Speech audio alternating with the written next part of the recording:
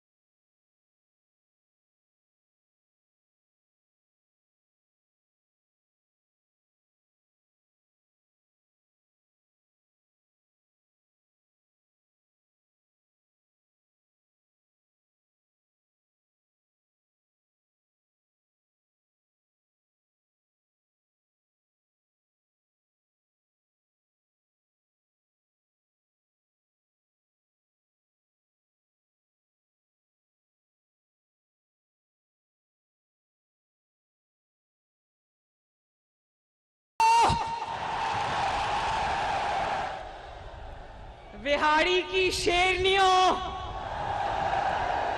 आप सबको मरियम नवाज शरीफ की तरफ से अस्सलाम अलैकुम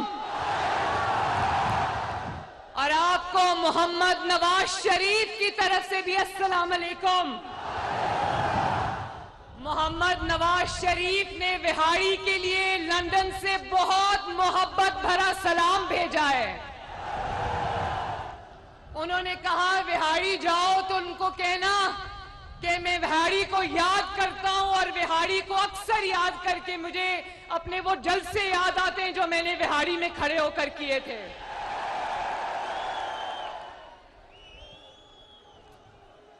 बिहाड़ी की जितनी भी क़यादत स्टेज पे मौजूद है, तहमीना दौलताना साहिबा, सईद खान मनहेज साहब, साजिद मेहदी शाह साहब, चौधरी फकीर मोहम्मद साहब, साकिब खुर्शीद साहब, नईम खान भाबा साहब, यूसुफ कसेलिया साहब, इरफान दौलताना, खालिद डोगर साहब, आसिफ सईद मनहेज साहब, बिलाल अकबर भट्टी साहब, मियां माजिद नवाज साहब, इमरान दौलताना साहब, आरिफ खुर्शीद साहब और नौशेर लंगड़ियाल साहब, शाहजेब भाबा साहब, और इसके अलावा अगर कोई रह गया है तो मैं माफी चाहती हूं।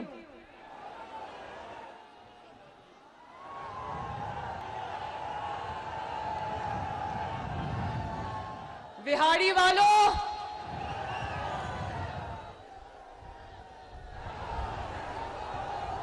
9 मई को जो वाकया सामने हुआ था, हमारे मुल्क के साथ मेरा दिल बहुत जला हुआ है।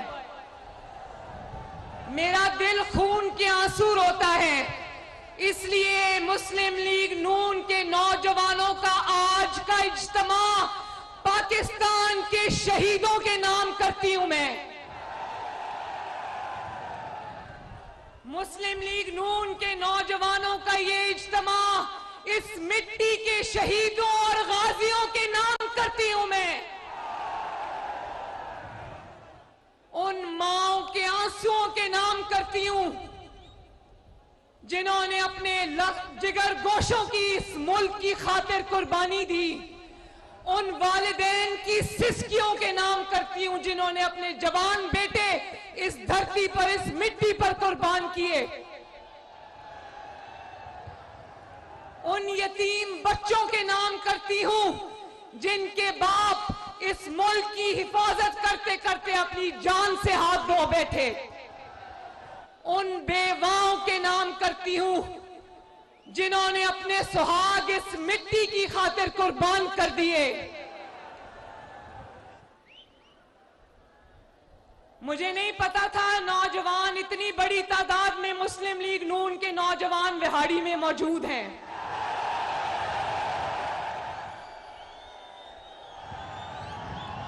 मुझे लग रहा था कि मुझे यूथ कन्वेंशन में बुला रहे हैं तो हो सकता है कुछ यूथ हो, कुछ अधेड़ उम्र लोग भी हो, कुछ बुजुर्ग लोग भी हो, मगर यहां तो 90-95% माशाअल्लाह नौजवान खड़े हैं।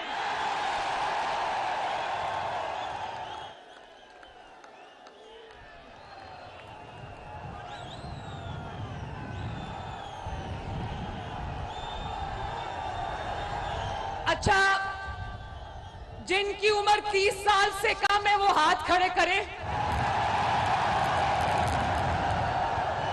ये चीटिंग है। नहीं, सच बताओ, 30 साल से कम उम्र नौजवान हाथ खड़े करो। क्या बात है, माशाअल्लाह। नौजवानों, ये मुल्क आपका है। इस मुल्क के वाली वारिस आप हो। इस मुल्क के फैसले आपने करने हैं। इस मुल्क की तकदीर अल्लाह ताला के बाद मेरे नौजवानों के हाथ में है, मेरे बच्चों के हाथ में। वो मेरी खवातीन खड़ी हैं, यंग लड़कियां खड़ी हैं, उनके हाथ में है। इस मुल्क के तरक्की के जामिन आप लोग हो। इस मुल्क की बागडोर आप लोगों ने संभालनी है। लेकिन जरा सोच के देखो, जरा सोच के देखो कि वो भी नौजवान थे, वो भी जिन्होंने अपनी जवानियां इस मुल्क की खातिर, इस मुल्क की हिफाजत की खातिर, इस मुल्क की सरहदों की हिफाजत की खातिर, आपकी खातिर जिन्होंने अपनी जवानियां सरहदों पर इस मिट्टी की खातिर कुर्बान की।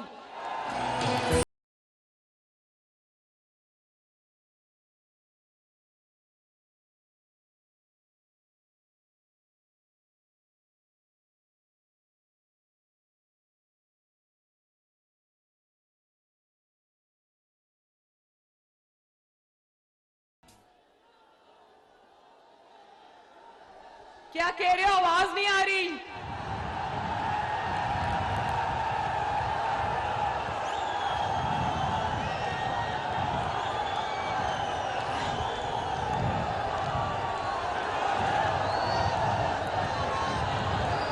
मैं जब शहीदों के बारे में बात करती हूं मैं जज्बाती हो जाती हूं। सोचो क्या जज्बा होगा कि अपनी जान कुर्बान की और वतन पर आंच नहीं आने दी। शहीद सिर्फ फौज के नहीं होते, शहीद किसी इदारे के नहीं होते, शहीद पाकिस्तान के होते, इस मिट्टी के होते हैं। शहीद इस कौम के होते हैं, शहीद ये 23 करोड़ अवाम के हैं। लेकिन सोचो मेरे नौजवानों, मेरे बच्चों, मेरे भाइयों, मेरी बहनों, मेरी बेटियों, सोचो कितना बदनसीब, कितना बदबख्त शख्स होगा जिसने अपनी घटिया सियासत की खातिर, जिसने अपने घटिया एजेंडे की तकमील की खातिर उन शुहदा और गाजियों की यादगारों को आग लगा दी।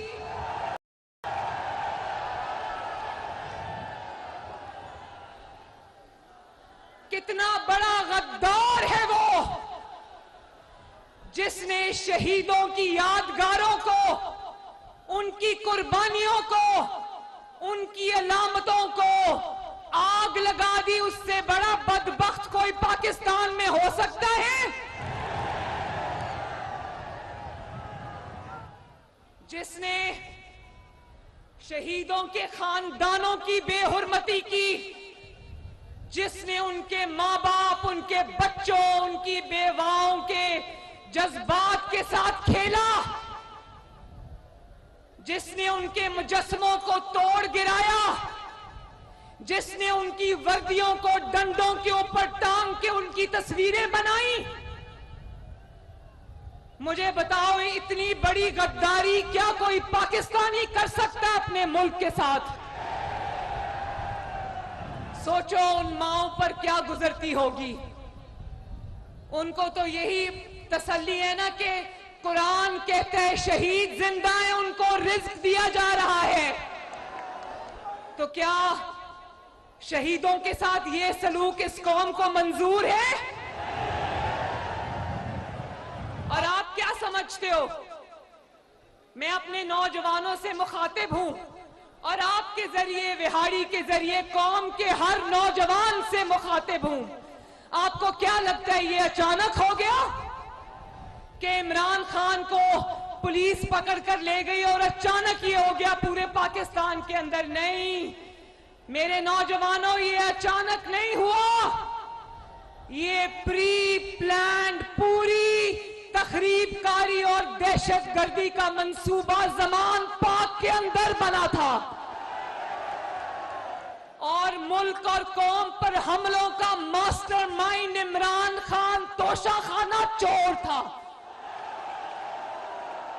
60 अरब का डाका डालने वाला चोर था। गैर मुल्की कुव्वतों का, आकाओं का गुलाम था। जितना बड़ा हमला 9 मई को इमरान खान और उसके जत्थों ने पाकिस्तान में किया, मुझे हाथ उठा के बताओ, क्या इस तरह का हमला कभी पाकिस्तान का बदतरीन दुश्मन भी पाकिस्तान पर कर सका? क्या इतना संग दिलों वाला सलूक पाकिस्तान के साथ क्या दहशतगर्द तंजीमें भी कर सकी? जो पाकिस्तान का दुश्मन ना कर सके, जो दहशतगर्द ना कर सके, वो इमरान खान ने करके दिखाया।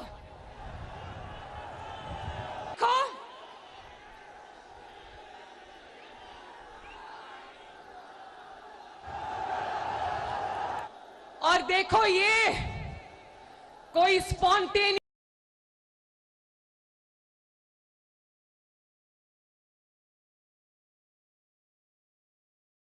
रिएक्शन नहीं था अचानक। ये जिस तरह तखरीबकार और दहशतगर्द गारों में बैठकर कागजों पे नक्शे बनाकर टारगेट की निशानदही करते और उसके लिए खुद को हमलावर तैयार करते हैं, ये टारगेट्स उसी तरह प्लान किए गए थे, ये अटैक्स, ये हमले उसी तरह प्लान किए गए थे। वरना ये अचानक हो गया कि उधर इमरान खान गिरफ्तार हुआ, उधर लोगों ने सीधा, जत्थों ने जाकर, बलवाइयों ने जाकर, इसके तखरीबकारों ने जाकर कोर कमांडर हाउस पर हमला किया। भाई, कोर कमांडर हाउस के बिल्कुल सामने मॉल ऑफ लाहौर भी आता है, वहां का तो शीशा तक नहीं टूटा। रास्ते में कई हुकूमती सरकारी बिल्डिंग्स आती हैं, वहां कोई नहीं गया। वहां पर कई शॉपिंग सेंटर्स आते हैं, मॉल्स आते हैं, बेकरीज आती हैं, वहां कोई नहीं गया। सीधा फौज की सीएसडी पर जाकर हमले किए, कोर कमांडर हाउस पे जाके हमले किए। और देखो,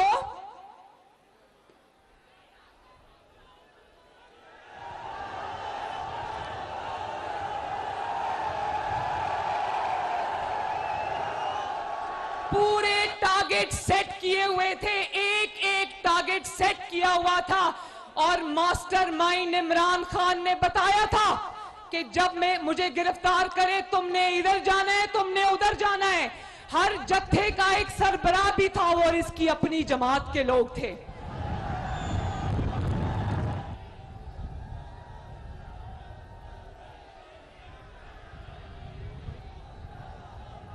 कौम जवाब मांगती है। जब तुम कहते हो मुझे सबूत चाहिए, तो कौम जवाब मांगती है। जब कोयटा से जत्था निकलता है तो सीधा छावनी का रुख क्यों करता है? जब लाहौर से जत्थे निकलते हैं तो सीधा कोर कमांडर हाउस का रुख क्यों करते हैं? जब मियांवाली में शरपसंद निकलते हैं, इमरान के शरपसंद जब वो मियांवाली से निकलते हैं तो सीधा जाकर वो उन तैयारों को क्यों जलाते हैं जो तैयारे पाकिस्तानी कौम का, आपका और मेरा फख्र थे, जिन्होंने जंगों में दुश्मन के तैयारे मार गिराए, ये उस तैयारे पे जाके हमला क्यों करते हैं? एक मिनट, ये उस तैयारे पे हमला क्यों नहीं करते जिसको इमरान खान ने अपनी वजारत उज़्मा में रक्षे की तरह चलाया? उस तैयारे पे जाके हमला क्यों नहीं करते?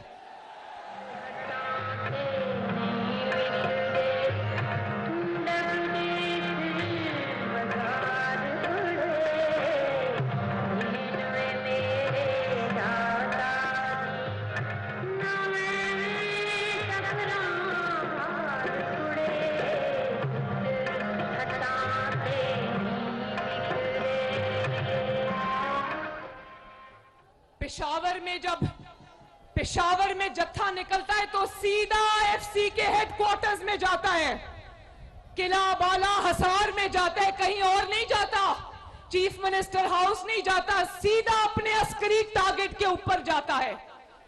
पिंडी में जब इमरान का जत्था निकलता है तो लाल हवेली नहीं जाता, सीधा जीएचक्यू जनरल हेडक्वार्टर्स जाता है, पाकिस्तान आर्मी के ऊपर हमला करने जाता है।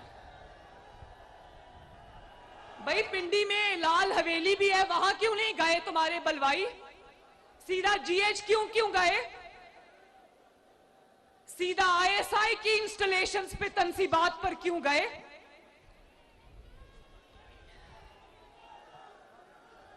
मैं एक बात अपनी कौम को बता दूं, अपने अवाम को, अपने नौजवानों को बता दूं, ये हमले जो थे ये पाकिस्तान की फौज पर हमले थे, ये कहीं और हमला नहीं था, ये पाकिस्तान की फौज पर हमला था। हमने भी जनरल बाजवा और जनरल फैज के खिलाफ हमने भी स्टैंड लिया था, लेकिन नवाज शरीफ आपके लीडर, क्योंकि वो इस मिट्टी का बेटा है,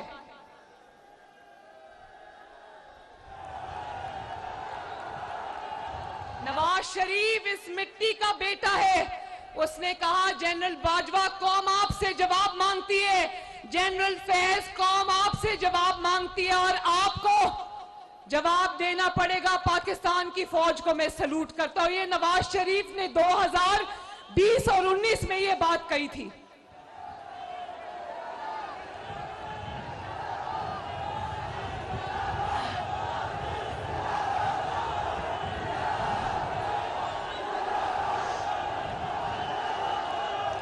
इस हमले का मकसद पाकिस्तान की फौज को कमजोर करना, उसको झुकाना, उसको सरनगू करना था, उसके खिलाफ पुरतशद्दद लहर को जन्म देना था। इसका मकसद पाकिस्तान के लिए कोई खिदमत नहीं था। शर्म आनी चाहिए इमरान खान, डूब के मर जाओ शर्म से तुम।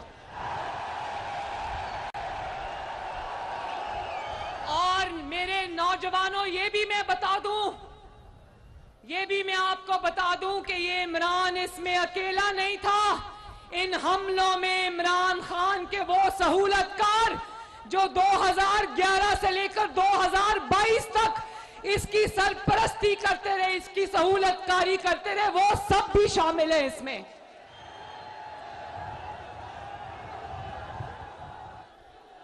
और मैं खुलेआम कहती हूं, खुले बंदों कहती हूं, आपको गवाह बना के कहती हूं, अपनी मालूमात की बुनियाद पर कहती हूं, ये पाकिस्तान की फौज के खिलाफ मुसल्लह बगावत थी जिसका सरगना इमरान खान है।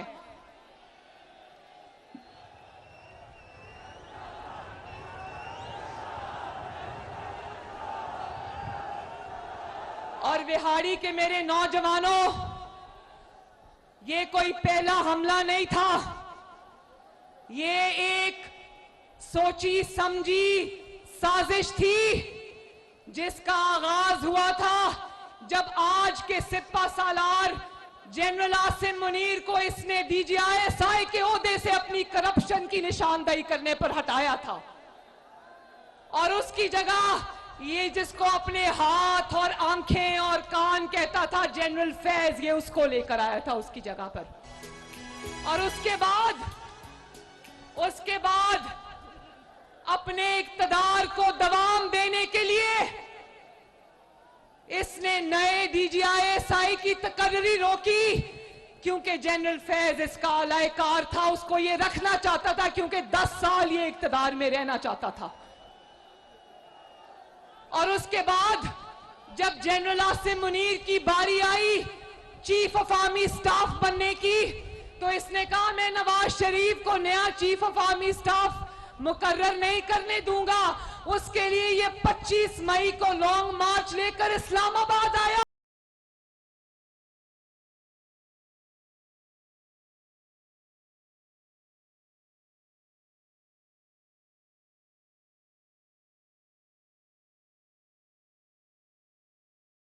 इसको ये लॉन्ग मार्च इस्लामाबाद में लेकर आया, उसका मकसद सियासत नहीं था, उसका मकसद इलेक्शन नहीं था, उसका मकसद जनरल आसिम मुनीर को चीफ ऑफ आर्मी स्टाफ से बनने से रोकना था। सोचो ये किस कदर साजिशी बंदा है, और इसने सियासतदान का जो लिबादा है वो ओढ़ा हुआ है।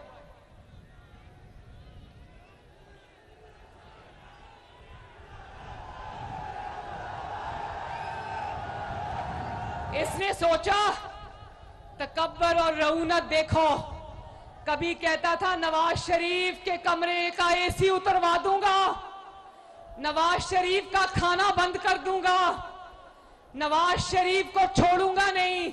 आज अल्लाह ताला की कुदरत देखो, आज बेबसी की और इबरत की तस्वीर बना बैठा है पूरी दुनिया के लिए। याद है ना नवाज शरीफ ने आसमान की तरफ देखकर क्या कहा था? क्या कहा था? जब इसने जुल्म के इंतकाम के पहाड़ तोड़े नवाज शरीफ पर, तो नवाज शरीफ ने उंगली उठाकर आसमान की तरफ देखकर कहा था मैं अपना मामला अल्लाह रब्बुल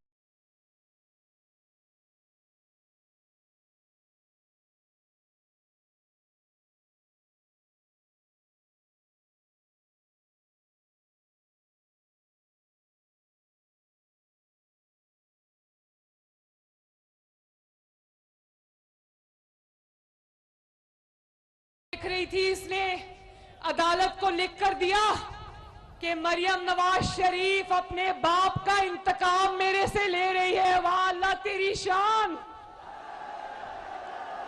मरियम नवाज शरीफ इंतकाम नहीं ले रही, लेकिन हां मरियम नवाज शरीफ ने अपने बाप के मिशन का जो झंडा उठाया था, अल्लाह ताला के फजलो करम से वो झंडा उसने गिरने नहीं दिया।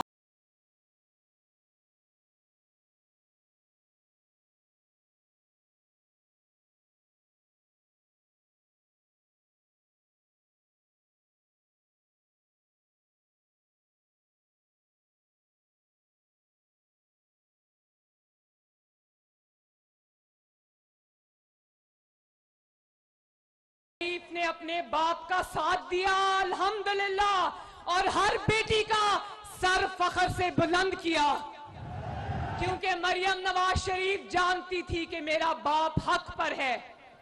मरियम नवाज शरीफ अपनी बेटी तो थी बाप की, लेकिन पहले मरियम नवाज शरीफ इस मिट्टी की बेटी है, और इस मिट्टी की खातिर जेल तो जाना दूर की बात, जान कुर्बान करते हुए भी दरेग नहीं करेंगे इंशाल्लाह।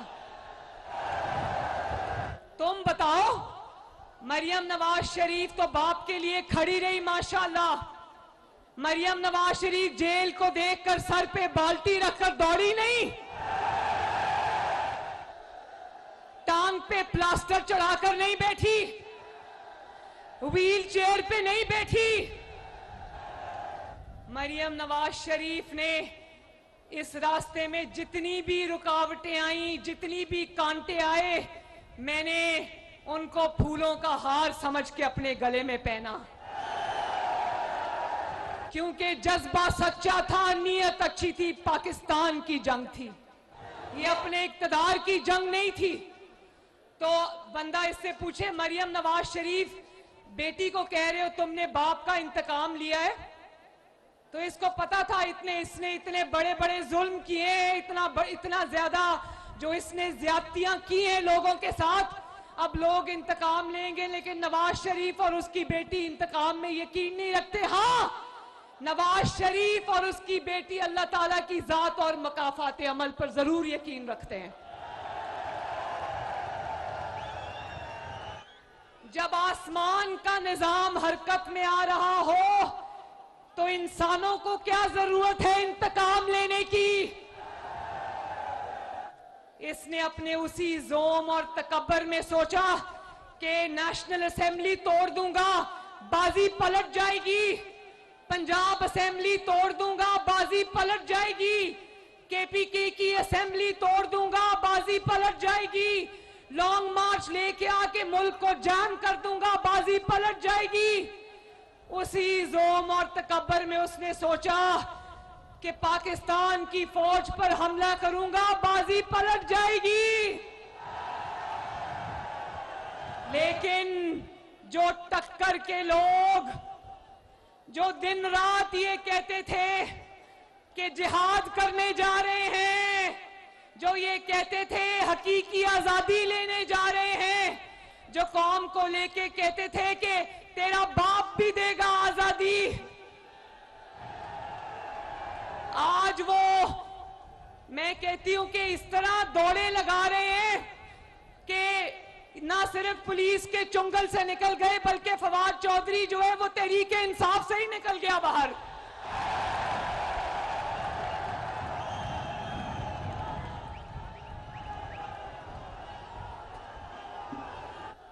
जरा वो वीडियो चलाएं ताकि आपको फख्र हो कि आपका किस जमात से ताल्लुक है और आपका लीडर नवाज शरीफ है। चलाओ जरा। मुस्लिम लीग नून की लीडरशिप अज़्मो हिम्मत का निशान मियां नवाज शरीफ 374 दिन हिरासत में, मोहम्मद शहबाज शरीफ 340 दिन हिरासत में, मरियम नवाज 158 दिन हिरासत में, हमजा शहबाज 627 दिन हिरासत में, ख्वाजा साद रफी 462 दिन हिरासत में, ख्वाजा सलमान रफी 462 दिन हिरासत में, ख्वाजा मोहम्मद आसिफ 174 दिन हिरासत में, राना सनाउल्ला 174 दिन हिरासत में, शाहिद खाकान अब्बासी 222 दिन हिरासत में, एहसन इकबाल 64 दिन हिरासत में, हनीफ अब्बासी 264 दिन हिरासत में, मिफ्ता इस्माइल 140 दिन हिरासत में, हाफिज नुमान 512 दिन हिरासत में, राजा कमर 218 दिन हिरासत में, कैप्टन सफदर 53 दिन हिरासत में और जावेद लतीफ 56 दिन हिरासत में रहे।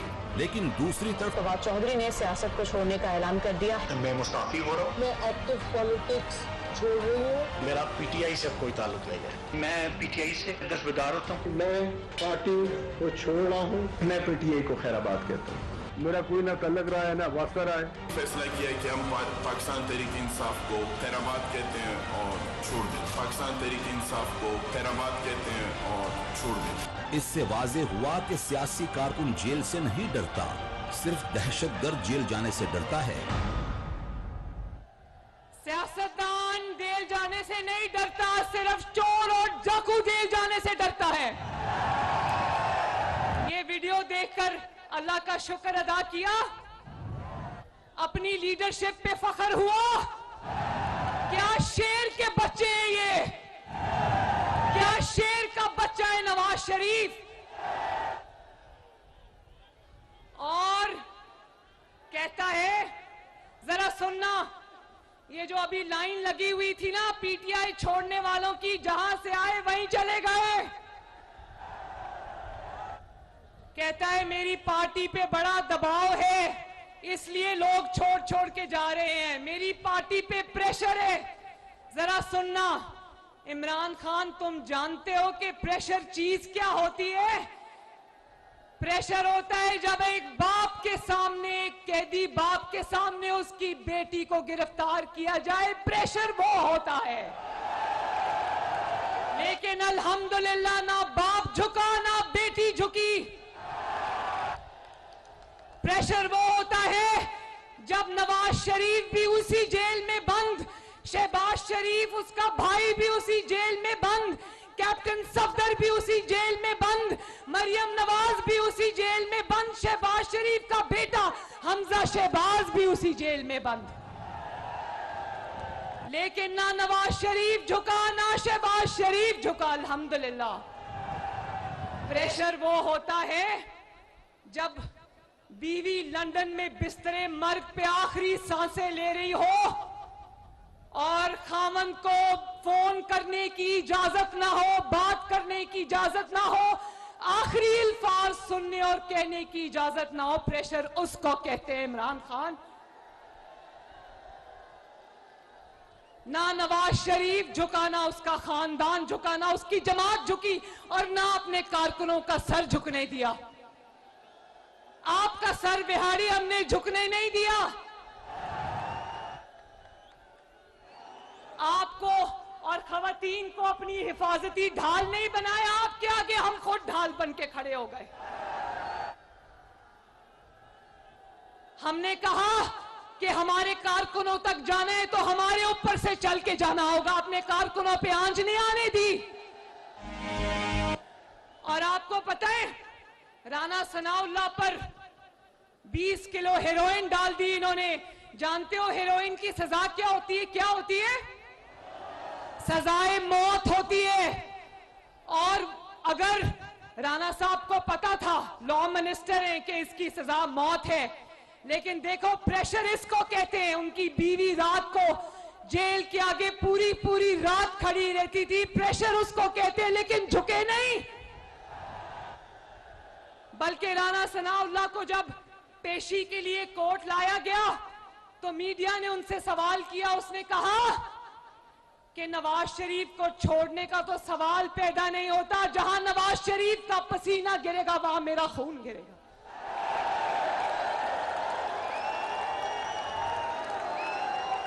जितने लोगों को आपने देखा, कोई 500 दिन, कोई 300 दिन, कोई साल जेल में, कोई 2 साल जेल में, एक बंदा नवाज शरीफ का एक वर्कर, नवाज शरीफ का एक मेंबर, एक नवाज शरीफ का साथी अल्लाह ताला के फजलो करम से नवाज शरीफ को छोड़कर नहीं गया। ये होता है जज्बा, ये होता है मिट्टी से मोहब्बत, ये होता है आपका कोई नजरिया जिस पे आप चलते हो, ये होता है मिशन। और आप अपने लोगों को क्या इल्जाम देते हो? जब आपका लीडर खुद गीदड़ निकलेगा तो लोग कैसे खड़े हो?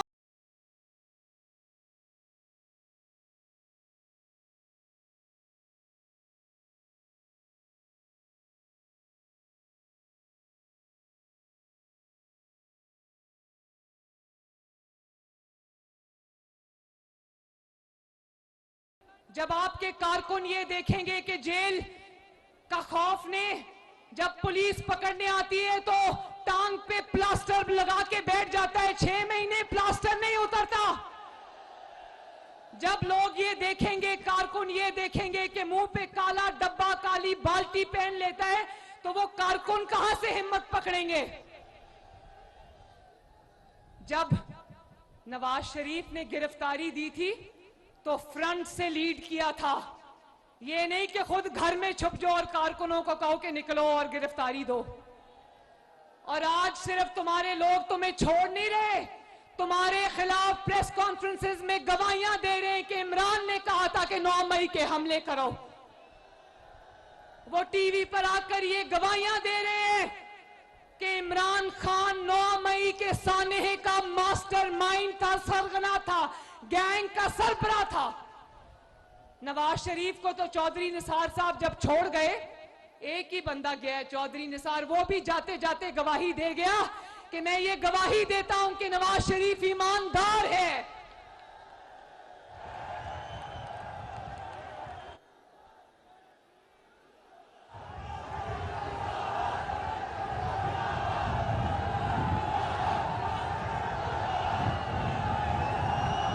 और मुझे, मेरे नौजवानों, मेरे बच्चों, ये रोशन चेहरे मेरे सामने खड़े हैं, मुझे आपको देख के बहुत खुशी हो रही है। अल्लाह ताला आपको सलामत रखे।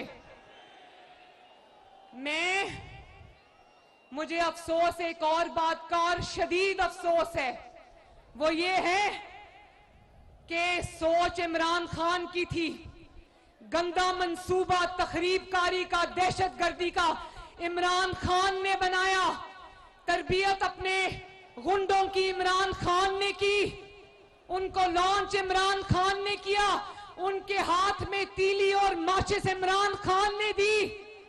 लेकिन आज दहशतगर्दी की अदालतों में कौन भुगत रहे हैं मुकदमे? गरीब का बच्चा, माओं के बेटे, बच्चों के बाप।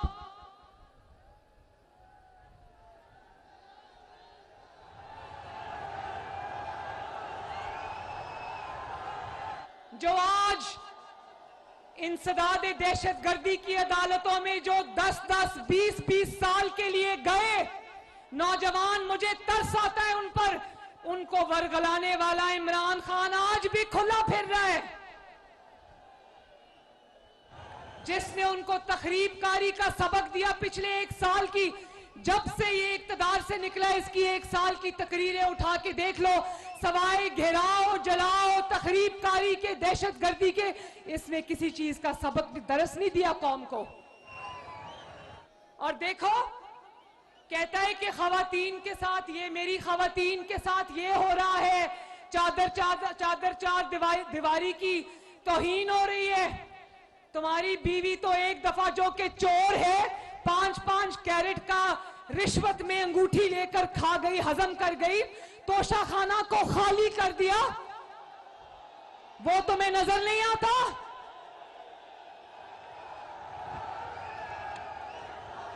अल-कादिर ट्रस्ट में पाकिस्तान का 60 अरब रुपए के बदले इसने 500 कनाल जमीन ले ली। वो तुम्हें नजर नहीं आता? अपनी बीवी को चादरों के साथ लेके जा रहा था अदालत।